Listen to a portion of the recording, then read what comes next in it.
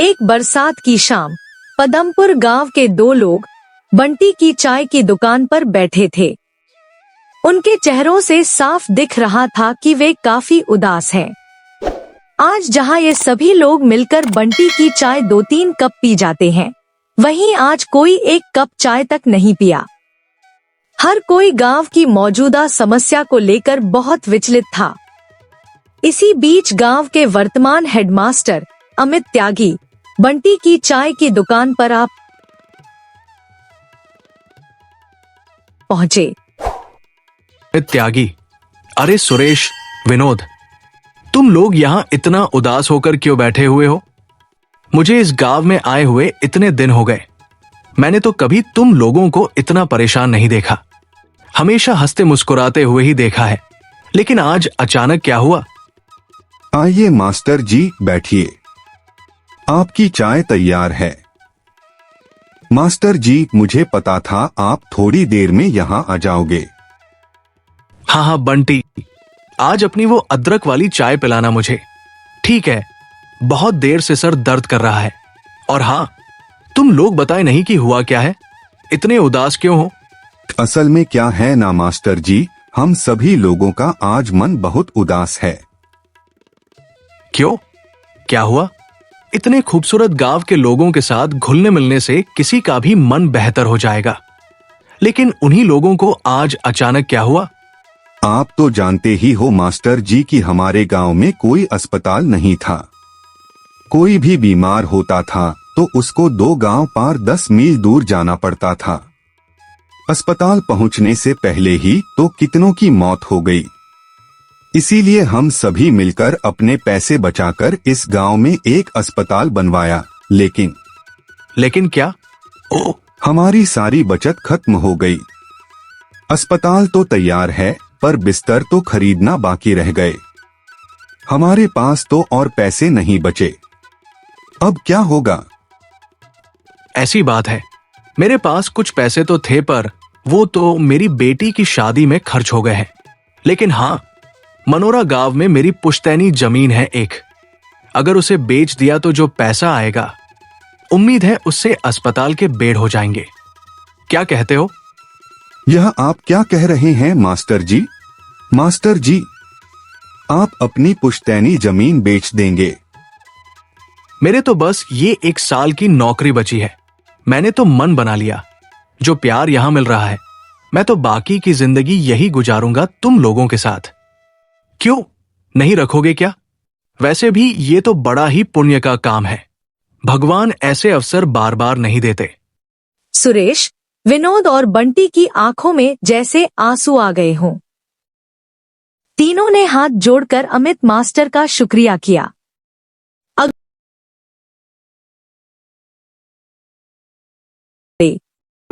जब वे ट्रेन में थे, बाहर बहुत जोर से बारिश हो रही थी। आसमान काले बादलों से ढका हुआ था और हवा भी बहुत तेज चल रही थी।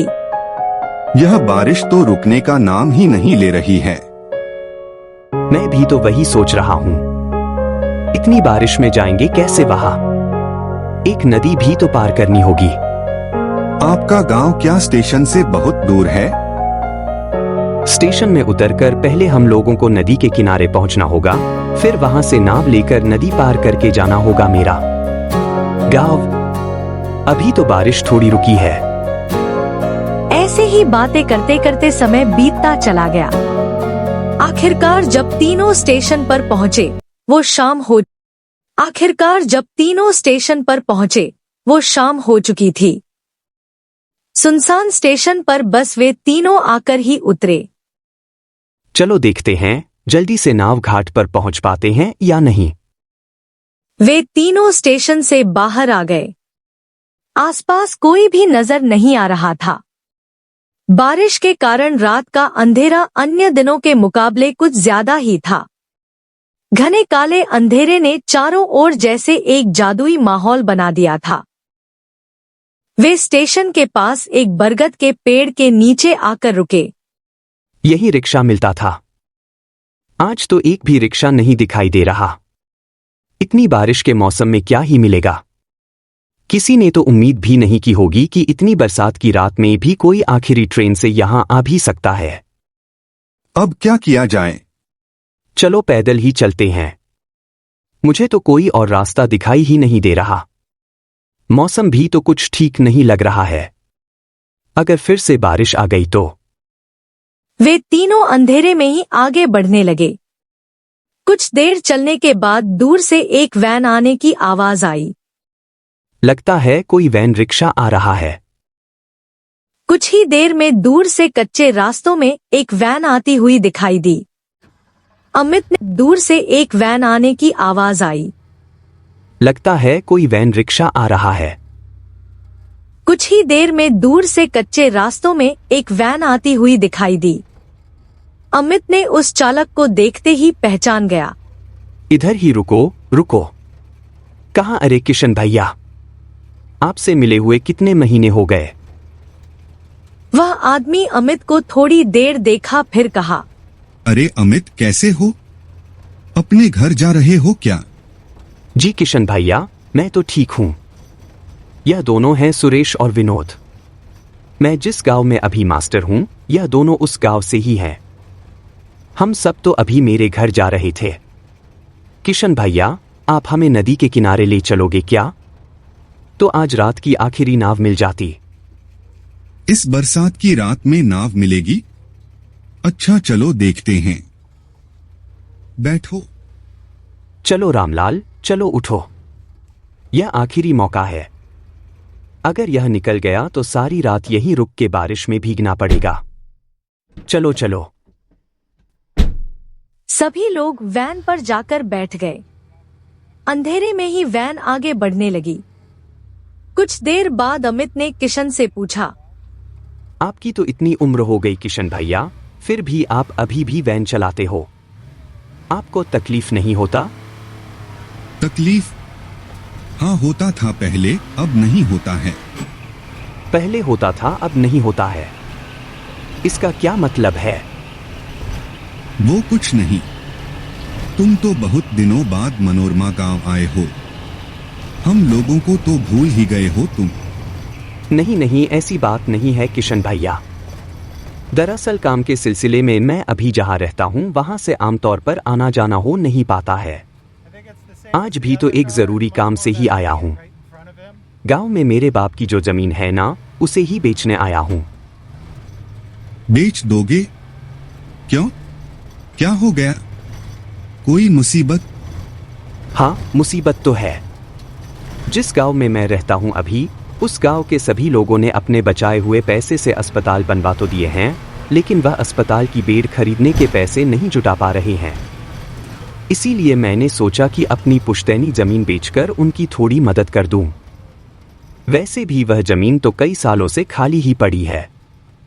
क्या बात है अमित, तुम सचमुच मनोरमा गांव का गर्व हो। अरे नहीं नहीं, ऐसी कोई बात नहीं। यह देखो ना, यह सुरेश, विनोद। ऐसे ही बातचीत चलते चलते सभी लोग नदी के किनारे आ पहुंचे। जब तीनों नदी की ओर देखे तब नदी बहुत तेज बह रही थी। जो नदी हर वक्त शांत रहती थी, वह आज बिल्कुल अलग दिख रही थी। नदी के किनारे कुछ नाव बंधी हुई थी, लेकिन चलाने वाला कोई भी दिखाई नहीं दिया। जो सोचा था वही हुआ। एक भी माझी घाट पर नहीं है।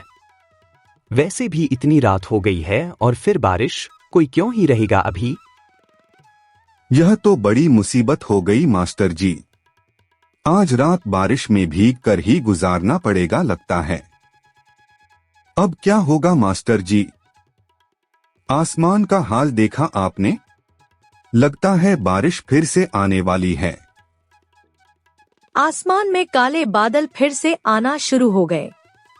नदी की ओर से हल्की हल्की ठंडी हवा भी चलनी शुरू हो गई। किशन भी उन लोगों के साथ वहीं खड़ा था। जब वे तीनों बात कर रहे थे तभी उसने कहा, अगर आप लोग बुरा ना मानो तो मैं एक बात कहूं। आप ऐसे क्यों बोल रहे हो किशन भैया? बोलिए ना, क्या कहना चाहते हैं? लगता है थोड़ी ही देर में बारिश फिर से शुरू होगी। और अभी तो कोई माझी भी नहीं है घाट पर जो नाव से अपने घर जा सकोगे। उसके बजाय एक काम करो, वो देखो सामने ही मेरा घर है। सब लोग वहीं चलो, आज की रात वहीं गुजार लेना। हाँ, सही कह रहे हो आप। इससे पहले भी तो कितनी बार आपकी गाड़ी में स्टेशन गया हूं, आपको आपके घर से बुलाकर।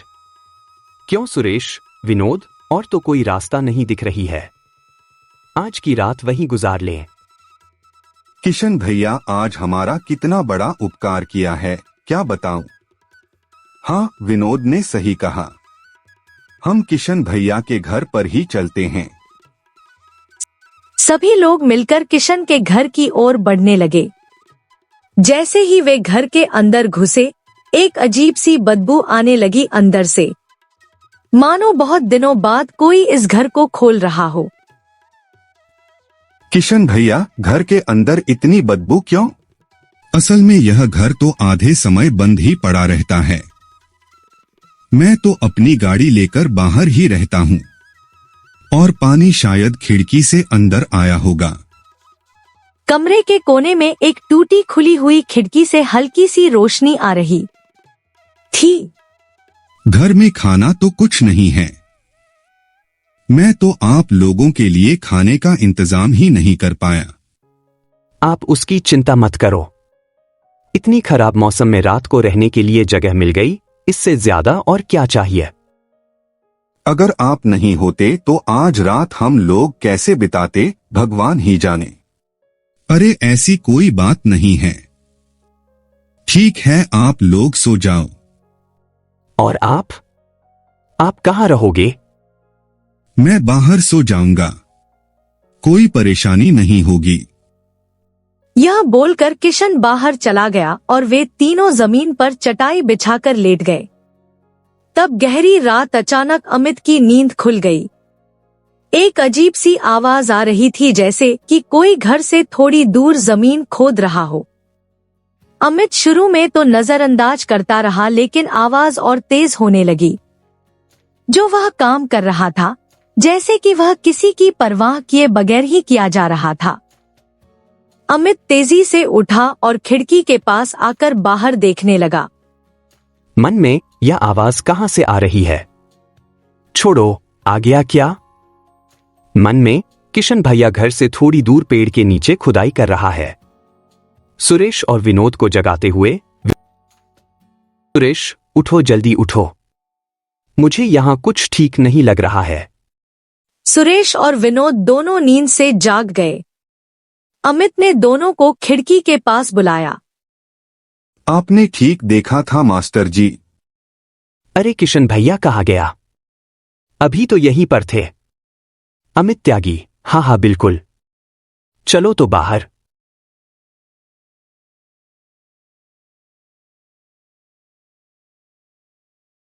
वे तीनों घर के पीछे वाले पेड़ की ओर चल दिए। देख तो सुरेश, क्या है वह? मिट्टी को हाथ से थोड़ा हिलाने पर सुरेश को पैसों से भरी हुई एक कलश दिखाई दी। सुरेश, अरे इसके अंदर तो बहुत सारे पैसे हैं। सच में? किशन भैया को यही देखा था।